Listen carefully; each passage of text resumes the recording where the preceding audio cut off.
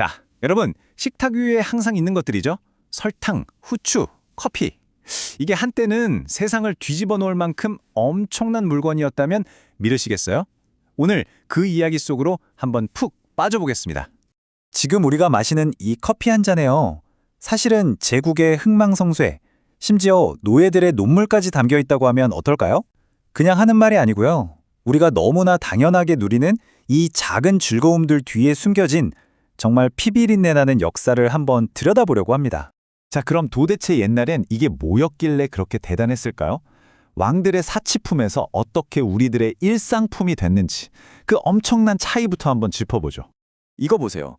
과거에는 말 그대로 왕의 보물이었고 이걸 가졌다는 건 막강한 권력의 상징이었어요. 심지어 전쟁까지 불사할 정도였죠. 그런데 지금은요? 그냥 아침에 습관처럼 마시고 모든 집에 다 있는 평범한 식재료가 됐잖아요. 정말 엄청난 변화죠? 특히 중세 유럽으로 가보면요. 이게 그냥 맛을 내는 가루가 아니었어요. 뭐랄까 최고의 명품 같은 거였죠. 이걸 가지고 있느냐 없느냐가 그 사람의 지위를 말해줬다니까요.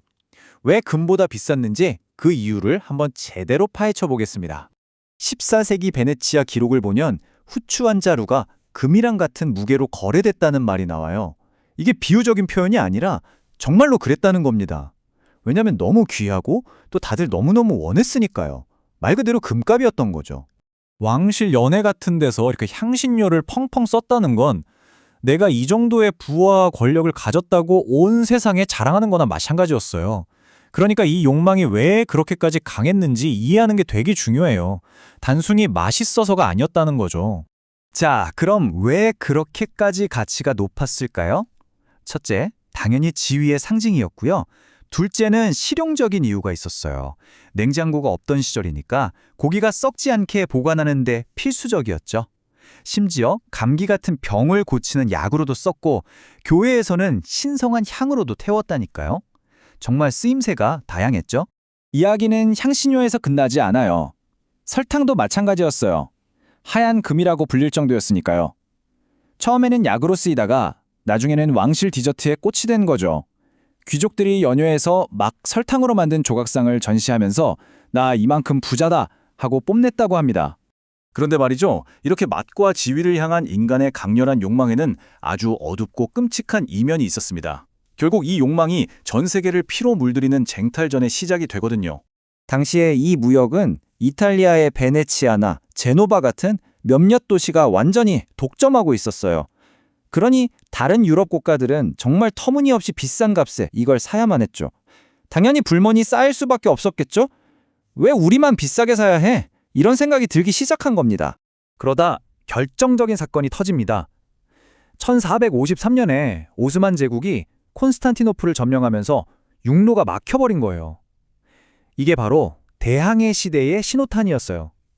포르투갈의 바스코 다가마가 아프리카를 돌아 인도로 가는 새 항로를 뚫었고 그 뒤를 이어서 스페인, 네덜란드, 영국 같은 나라들이 우리도 질 수 없다 하면서 생산지를 차지하려고 피 튀기는 향신료 전쟁을 벌이게 된 거죠. 네, 이 달콤함과 짜릿한 각성 효과 뒤에는 정말 상상하기 힘든 혹독한 대가가 숨어 있었습니다. 그 대가는 바로 사람이었죠. 결국 유럽 열강들은 식민지의 설탕, 커피, 향신료를 키우는 거대한 농장, 즉 플랜테이션을 만들었어요. 그리고 거기서 일할 노동력으로 수백만 명의 아프리카인들을 노예로 끌고 왔습니다. 잔혹한 환경에서 강제 노동을 시킨 거죠. 또 이 땅을 차지하려고 자기들끼리 전쟁을 벌이면서 원주민들의 삶과 경제는 완전히 파괴해버렸고요. 결국 이 모든 게 바로 대서양 노예무역과 식민지배라는 끔찍한 역사로 이어진 겁니다. 자, 그럼 이렇게 피로 얼룩진 왕들의 사치품이 어떻게 지금 우리 집 부엌 찬장까지 들어오게 된 걸까요? 그 과정을 한번 따라가 보죠. 이게 한순간에 딱 바뀐 건 아니고요. 여러 단계가 있었어요. 먼저 식민지에서 플랜테이션 농업으로 어마어마한 양을 생산해내니까 공급이 확 늘었고요. 그 다음엔 산업혁명이 터지면서 이걸 가공하는 기술이 발전해서 가격이 뚝 떨어졌죠. 때마침 돈을 번 중산층이 생겨나면서 우리도 귀족들처럼 한번 즐겨보자 하는 수요가 폭발했고요. 마지막으로 립턴이나 네슬레 같은 회사들이 광고를 엄청나게 하면서 누구나 갖고 싶고 또 쉽게 살 수 있는 물건으로 만들어버린 겁니다. 이 모든 게 맞물려서 일어난 변화예요. 이 그래프를 보시면 한눈에 보이죠?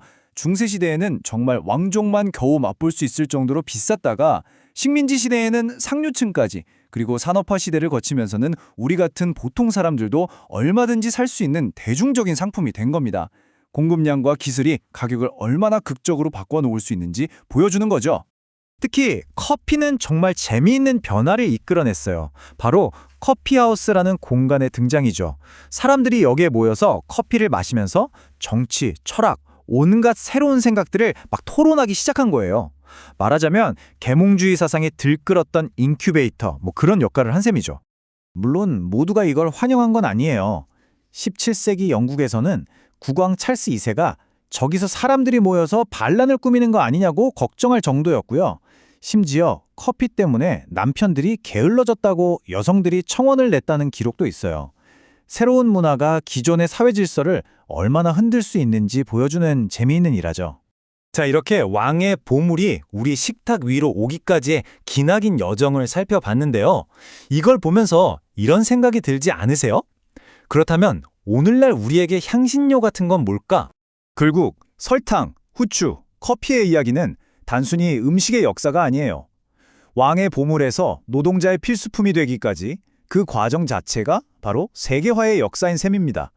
제국주의, 전쟁, 노예제도, 산업혁명, 이 모든 거대한 역사가 이 작은 알갱이들 속에 전부 녹아있는 거죠. 그럼 오늘날의 향신료는 뭘까요? 생각해보면 비싼 스페셜티 커피나 유기농 식품 혹은 명품 브랜드 같은 것들이 비슷한 역할을 하고 있죠. 단순히 물건을 사는 게 아니라 그걸 소비함으로써 나는 이런 사람이다라는 정체성과 사회적 지위를 보여주는 상징이잖아요. 품목만 바뀌었을 뿐 소비를 통해 나를 드러내고 싶은 욕망은 옛날이나 지금이나 똑같다는 거죠. 결국 우리가 매일 아무 생각 없이 마시고 먹는 것들 뒤에는 우리가 몰랐던 수많은 사람들의 피와 땀 그리고 눈물이 숨어 있을지도 모릅니다. 다음번에 커피에 설탕을 넣거나 음식에 후추를 뿌리실 때 한 번쯤 생각해 보시면 어떨까요? 지금 내가 맛보고 있는 것이 사실은 인류 역사의 아주 거대하고 깊은 한 조각이란 사실을요.